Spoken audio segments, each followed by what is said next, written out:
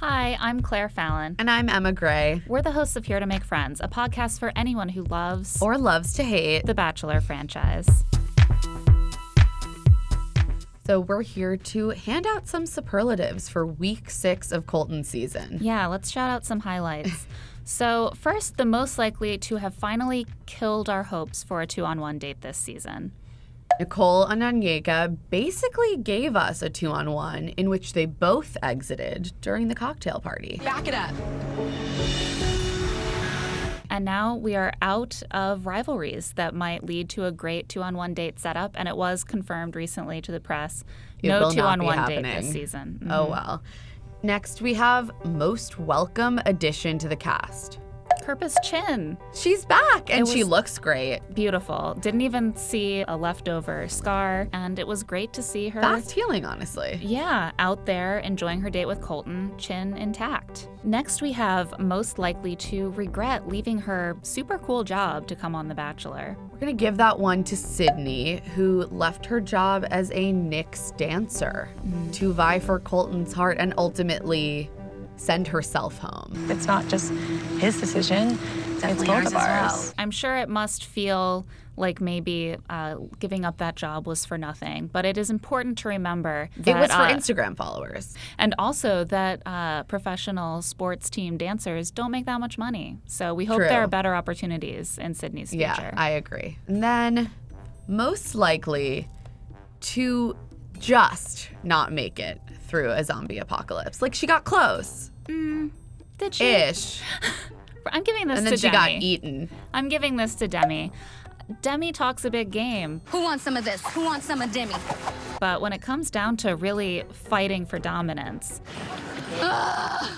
she crumbles. She doesn't want to get hit in the face, as we saw during the group date this week. She would do terribly on The Walking Dead. Yeah, she's not ready for that level of heat. Son of a bitch. We hope that the zombie apocalypse does not come, and that for all of our sakes, I too would be terrible in a Exactly. zombie apocalypse. I would crumble immediately. For the sake of the three of us, we hope that day never comes. Next, we have most likely to one day say, he's just like my brother. Another one for Kirpa. Yeah, she and Colton have their one-on-one date this week, and as much as we love Kirpa and Colton, and they have fun together.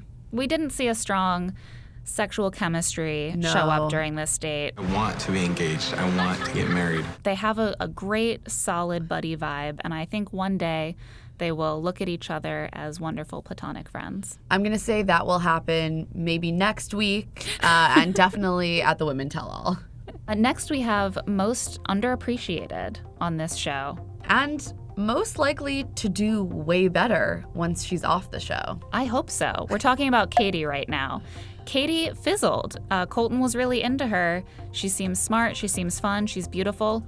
What happened? I think it's just my time. She just seemed to have escaped his notice for a week or two, and then suddenly she was going home. I mean, I think it was a big mistake, but I have high hopes for Katie, like in the real world, or maybe, in Mexico on a summer show. Maybe there are a bunch of other hot singles there. Who knows? Who knows? Next, we have most likely to propose to a 23-year-old, no matter how many warnings he gets. There's certain girls here who seem like a safe choice. And you know who's ready in there. Don't be distracted by shiny things. Colton. This one goes to Colton. Yeah. He's definitely proposing to a 23-year-old. I feel it coming like a freight train. She's going to be blonde. Yes. And you know what? That seems to be what Colton likes, and that is totally valid. He is only 26, and he seems to really gel with the pack of 23-year-olds on his show. I wish them all the best. So do I. I mean, I hope maybe they could not get engaged. I don't see that happening. Let's not get crazy. You got to get that Neil Lane diamond ring. What's the point otherwise? So on to our, weekly refillables. Yeah. Claire, who do you think per this episode is most likely to win? It's tough to say. It's neck and neck between Hannah G and Cassie, but just because Hannah G's hot and heavy date is fresh in my mind, I am going to say Hannah G this week. That's fair. But those two are definitely front runners. Yeah, someone that you can make out with in a shower is someone that you can definitely have a normal get married to day-to-day with forever. What is your very favorite part? Shower. Showering. Yeah, I like showering. The shower is pretty good. I like showering. Showers are never going away. So You know, you can't say There's that about all the always dates. new opportunities to make out in the shower. Exactly. That's what I always say. You look like a sushi roll. I would definitely eat that sushi roll. And next we have most likely to be the next Bachelorette. This one also feels like a bit of a toss-up. I still think that Kaylin is a really big contender here because she has had the most compelling story of the whole season.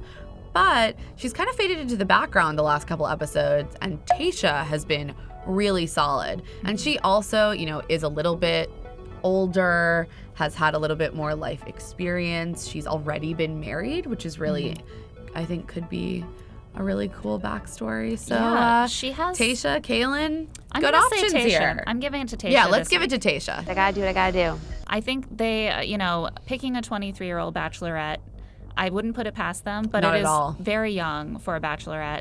And Tayshia does have a story that they could really craft into a Bachelorette story. So can't wait to see what ends up happening. If I continue to follow my heart, I will find my wife. Join us again for more love And snark. as we discuss next week's episode of The Bachelor.